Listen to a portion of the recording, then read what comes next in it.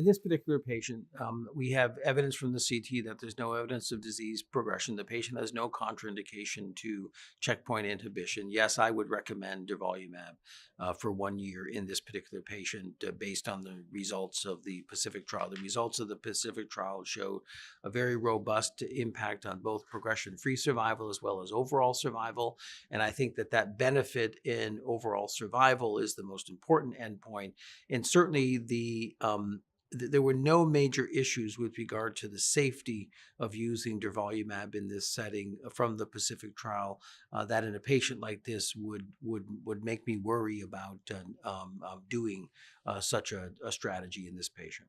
The Pacific trial evaluated patients with stage 3 unresectable non-small cell lung cancer who had received concurrent chemoradiation, received a dose of radiation between 54 and 66 gray, got through the treatment. They could have had induction therapy, but they had to demonstrate that following this treatment that they had no evidence of disease progression, and they had to be randomized within 6 weeks from completion of chemoradiotherapy to either durvalumab as the investigational arm for 1 year versus placebo. The results of that trial showed, in terms of the co-primary endpoints of progression-free as well as overall survival, a very significant benefit in both PFS as well as overall survival. The hazard ratio for overall survival was 0.68, suggesting a 32% reduction in the risk of death as a result of this. So I think that this trial is an important trial. It was a practice-changing and guideline-changing trial. So based on the initial analysis of the Pacific trial, which really was initially just progression-free survival, it was an impressive benefit in progression-free survival and led to incorporation into the NCCN guidelines as a Category 2A. I think that in and of itself led to many clinicians changing their standard of care and incorporating it based on the 2A recommendation.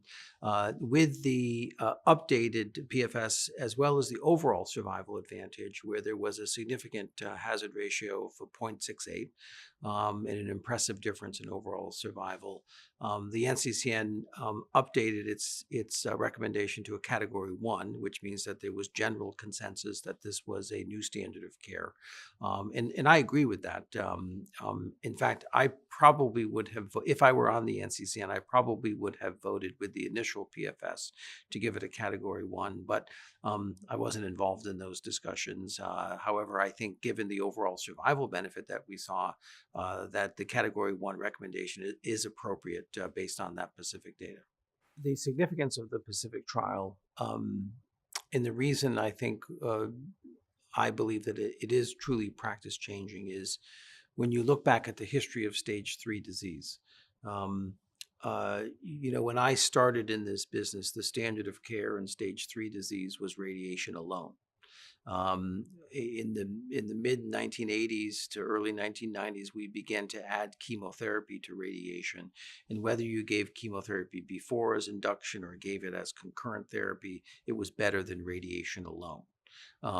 We determined in the 1990s that to give concurrent chemoradiation led to better outcomes and better survival compared to giving chemotherapy followed by radiation. So concurrent was better than sequential treatment. Once we established concurrent chemoradiotherapy as the standard of care, and this now we're talking roughly in the early 2000s, a number of ideas tried, but nothing actually changed the overall survival benefit. And so we had more than a decade where we made no advances in stage 3 disease, despite real efforts in new ideas to try to improve the outcomes.